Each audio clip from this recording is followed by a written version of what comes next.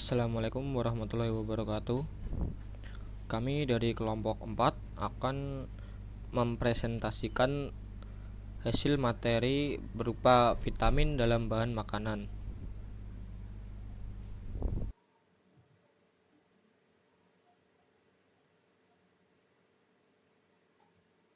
Nah, kami di sini akan mengulas tentang pertama, jenis-jenis vitamin dalam bahan makanan, kedua, sumber-sumber vitamin, ketiga, fungsi vitamin dalam bahan makanan, keempat, perlakuan terhadap sumber-sumber vitamin, kelima, proses kimia dan fisika bahan makanan, serta keenam, akibat kelebihan dan kekurangan vitamin. Jenis-jenis vitamin dalam bahan makanan secara garis besar dibagi menjadi dua, yaitu vitamin yang larut dalam lemak dan vitamin yang larut dalam air. Vitamin yang larut dalam lemak yaitu vitamin A, D, E, dan K. Vitamin A atau retinol adalah vitamin yang larut dalam lemak. Vitamin A merupakan nama generik yang menyatakan semua retinoid dan provitamin A karotenoid yang mempunyai aktivitas biologis sebagai retinol. Vitamin D merupakan salah satu dari vitamin yang dapat larut di dalam lemak prohormon. Vitamin ini sangat penting karena memiliki peran utama untuk membentuk struktur tulang dan gigi. Selain itu, vitamin D juga dapat mencegah berbagai penyakit. Ada juga vitamin E. Vitamin E merupakan salah satu vitamin yang larut dalam lemak. Vitamin E disebut juga dengan tokoferol karena merupakan turunan tokol. Vitamin K. Vitamin K disebut juga vitamin koagulasi karena vitamin ini berperan dalam menjaga konsistensi aliran darah dan membekukannya saat diperlukan. Selanjutnya ada vitamin yang larut dalam air, yaitu vitamin B dan C. Vitamin B. Vitamin B adalah 8 vitamin yang larut dalam air dan memainkan peran penting dalam metabolisme sel. Tipe vitamin B memiliki nama masing-masing, seperti vitamin B1, B2, dan B3. Vitamin B1 memiliki nama kimia tiamin hidroklorida, sedangkan vitamin B2 memiliki nama kimia riboflavin. B. Vitamin C. Vitamin C adalah kristal putih yang mudah larut dalam air. Vitamin C merupakan asam organik yang terasa asam, tetapi tidak berbau. Vitamin C adalah vitamin yang paling labil.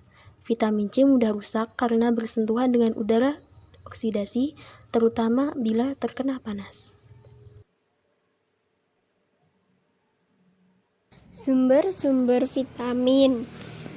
Yang pertama, kita mempelajari vitamin A. Vitamin A terdapat pada makanan hewani. Sumber vitamin A adalah hati, kuning telur, susu, dan mentega. Sedangkan karoten terutama dalam pangan nabati, sumber karoten adalah sayuran berwarna hijau tua dan buah-buahan yang berwarna kuning jingga. Contohnya yaitu daun singkong, daun kacang, kangkung, bayam. Sumber vitamin D. Sumber vitamin D diperoleh tubuh melalui sinar matahari dan makanan. Makanan hewani merupakan sumber utama vitamin D dalam membentuk kolekalsiferol, yaitu kuning telur, hati, krim, mentega, dan minyak hati ikan. Yang ketiga, vitamin E. Sumber vitamin E terutama berasal dari jaringan tumbuhan seperti minyak tumbuhan, sayuran hijau, kacang-kacangan, jagung, dan gandum. Yang keempat, vitamin K.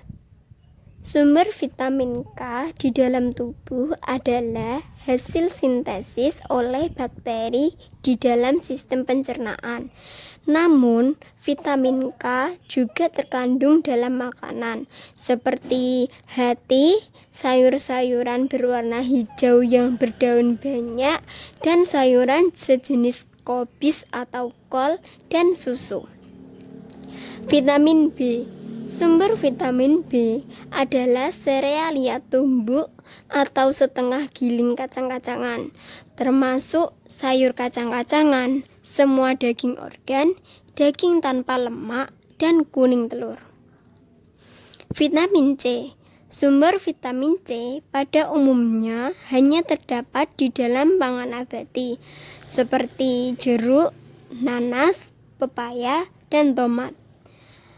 Vitamin C juga banyak terdapat di dalam sayuran daun-daunan dan jenis kol.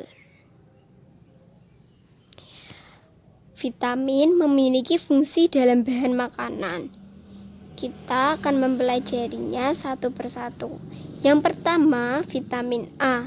Fungsi vitamin A dalam bahan makanan sebagai berikut. Yang pertama, memperkuat sistem kekebalan tubuh. Kedua, membantu pertumbuhan tubuh anak. Ketiga, menjaga kesehatan kulit. Keempat, menjaga kesehatan mata. Kelima, menjaga kesehatan tulang dan gigi. Dan terakhir, menjaga kesehatan pernafasan dan saluran usus. Yang kedua, ada vitamin D. Fungsi vitamin D dalam bahan makanan yaitu yang pertama, dapat membentuk struktur tulang dan gigi. Yang kedua, memperkuat sistem kekebalan tubuh. Ketiga, dapat mencegah kanker. Keempat, menjaga kalsium dalam darah. Dan terakhir, membantu metabolisme kalsium dan fosfor untuk menjaga kesehatan tulang dan menjaga otak. Ketiga, ada vitamin E. Fungsi vitamin E dalam bahan makanan yaitu yang pertama, menjaga kondisi sel dan kesehatan kulit dan jaringan. Kedua, menjaga sel darah merah. Ketiga, sebagai antioksidan. Dan terakhir, menjaga kekebalan tubuh. Yang keempat, ada vitamin K. Fungsi vitamin K dalam bahan makanan yaitu yang pertama, membantu membekukan darah ketika terjadi luka. Kedua, mencegah terjadinya pendarahan parah. Dan terakhir, menjaga kesehatan liver atau hati.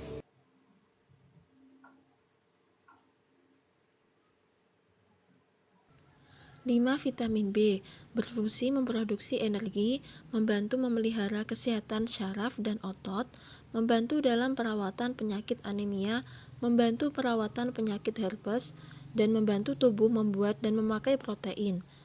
6. Vitamin C membantu sintesa kolagen, membantu pertumbuhan dan membantu perbaikan sel, gusi, gigi, pembuluh darah, dan tulang.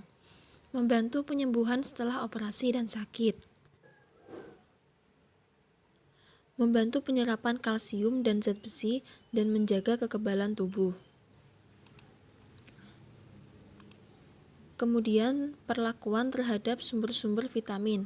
1. Vitamin yang larut dalam lemak, yaitu vitamin A, D, E, dan K. Vitamin-vitamin tidak tahan akan panas. Jadi tidak boleh dilakukan pemanasan dalam suhu tinggi karena dapat merusak ikatan-ikatan vitamin dalam sumbernya. 2. Vitamin yang larut dalam air, yaitu vitamin B dan C. Vitamin-vitamin ini mudah rusak dalam pengolahan dan mudah hilang atau terlarut dalam air selama pencucian bahan, sehingga dalam pengolahan dibutuhkan kehati-hatian dan tidak boleh terlalu lama.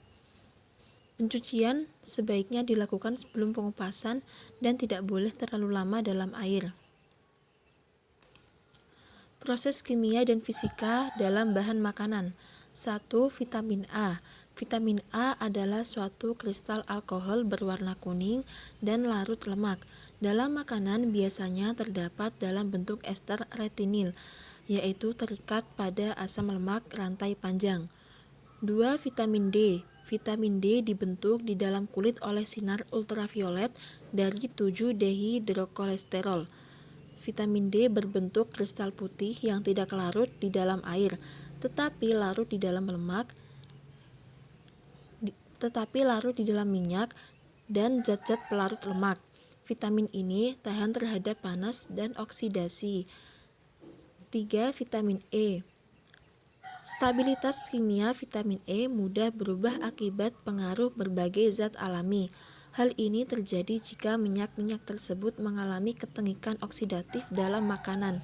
Bila minyak-minyak tersebut tengik sebelum makanan dimakan, maka berarti telah terjadi kerusakan vitamin E dalam minyak dan dalam makanan yang mengandung minyak tersebut.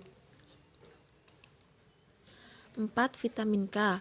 Vitamin K terdapat di alam dalam dua bentuk. Keduanya terdiri atas cincin 2-metilnaftakinon dengan rantai samping pada posisi 3. Vitamin K mempunyai rantai samping vitil dan hanya terdapat di dalam tumbuh-tumbuhan berwarna hijau. 5. Vitamin B. Ada vitamin B1 atau tiamin. Tiamin merupakan kristal putih kekuningan yang larut dalam air. Dalam keadaan kering, vitamin B1 cukup stabil. Di dalam keadaan larut, vitamin B1 hanya tahan panas bila berada dalam keadaan asam. Dalam suasana alkali, vitamin B1 mudah rusak oleh panas atau oksidasi. Lalu ada vitamin B2 atau riboflavin. Struktur riboflavin terdiri atas cincin isoleucazin dengan rantai samping ribitil. Dalam bentuk murni, riboflavin adalah kristal kuning. Riboflavin larut dalam air, tahan panas, oksidasi, dan asam, tetapi tidak tahan alkali dan cahaya terutama sinar ultraviolet. Yang keenam, vitamin C. Asam ascorbat atau vitamin C adalah suatu turunan heksosa dan diklasifikasikan sebagai karbohidrat yang erat berkaitan dengan monosakarida.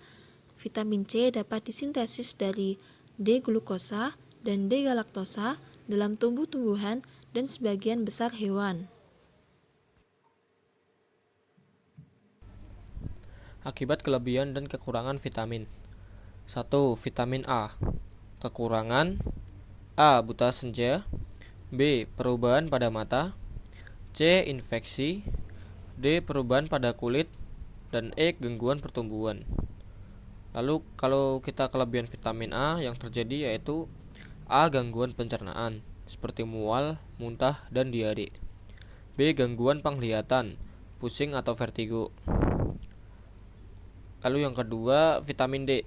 Bila kita kekurangan vitamin D, itu dapat menyebabkan kelainan pada tulang yang dinamakan rickettsia pada anak-anak dan osteomalacia pada orang dewasa.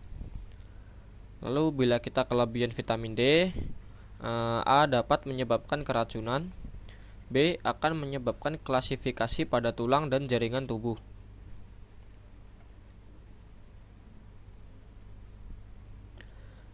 Ketiga, vitamin E. Bila kita kekurangan vitamin E, yang akan terjadi yaitu A. Menyebabkan tubuh tidak bertenaga, B. Deposit lemak yang tidak normal di otot, C. Perubahan degenerasi di hati dan otot, kulit kering, dan D. Peningkatan resiko kanker. Kelebihannya, bila kita kelebihan vitamin E yaitu akan mengakibatkan keracunan. Lalu kemudian yang keempat, vitamin K. Bila kita kekurangan vitamin K, yang akan terjadi yaitu menyebabkan darah tidak dapat menggumpal, sehingga bila ada luka atau pada operasi terjadi pendarahan dan darahnya sulit untuk berhenti. Bila kita kelebihan vitamin K, yang terjadi adalah mengakibatkan sakit kuning dan kerusakan pada otak.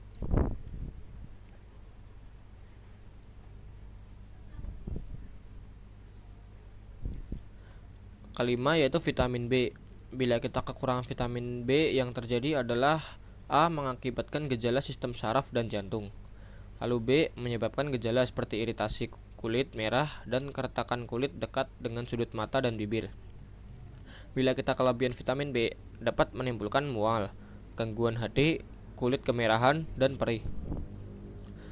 Keenam, vitamin C.